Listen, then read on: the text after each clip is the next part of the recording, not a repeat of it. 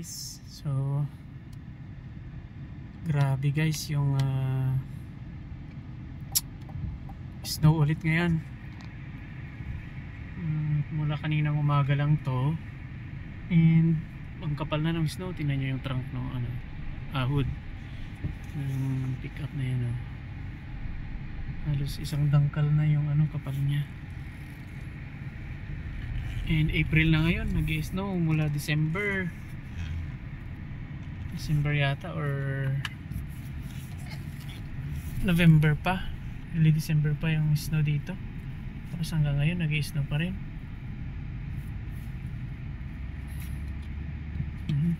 Ako na muna daw, kikita yata ako ditong naka-cellphone. Thank you. Ayan.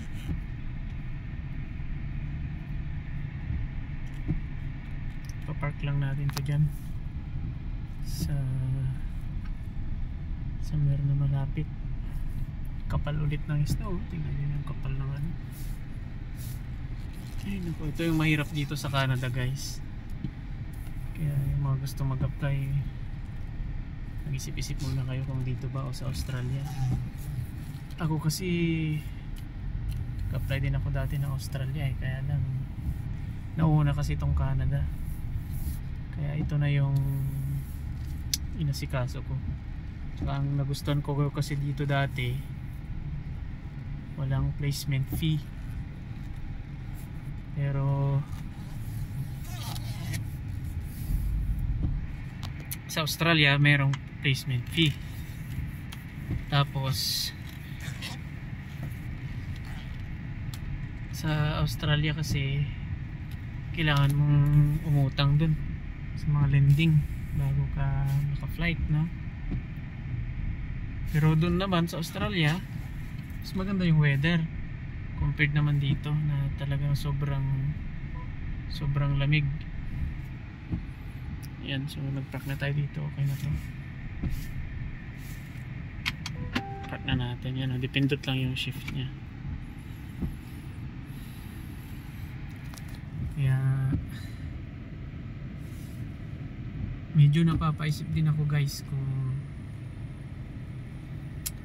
mag-PPR ba ako dito o hindi, kasi yun nga, grabe yung weather dito, malamig masyado. Kalahating taon na ganito na nag-i-snow. Nandun na yung taga namin, taga clear ng driveway yan, si Will. Itutulak niya yung mga snow at iipunin sa isang lugar para hindi tumigas at hindi lumubog yung mga sasakyan, para makadaan pa rin, hindi madulas yung mga mag-skid. So okay na to, tapos na natin. Nagpalit tayo ng washer pump motor dito kasi hindi gumagana. Pero ngayon okay naman na. Yan na, okay na.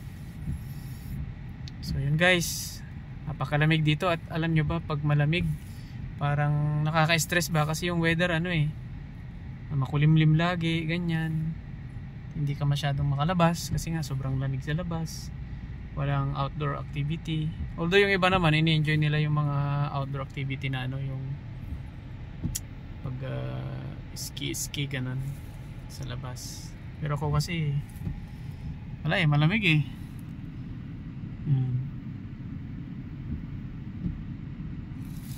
So yun lang guys, no?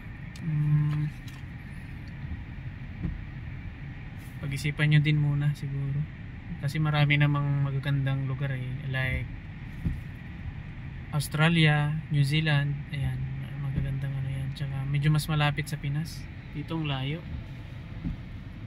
nito. Nung nagbiyahe kami dito, mahigit 20 hours yung biyahe namin, lahat na biyahe ko papunta dito. Although maganda naman talaga ang Canada, kaya lang yun nga, iniwan ko din, hindi ko rin masyadong feel.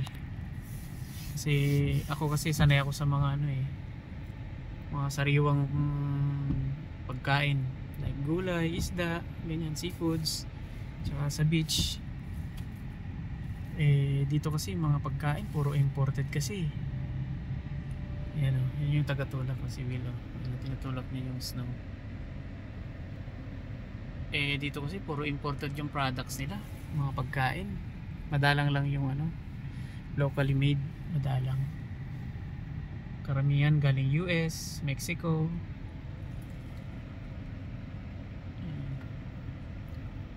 Tsaka yung mga karatig bansa pa. Yan. At saka guys, dito medyo magulo na rin kasi yung US nga nagpataw ng tariff sa mga products. Kaya lalong tataas yung mga bilihin, presyo ng bilihin. Mataas na ngayon cost of living, lalong tataas pa. Kaya napapaisip din ako eh. Meron pa ako mahigit 1 year dito para matapos yung 3-year contract ko.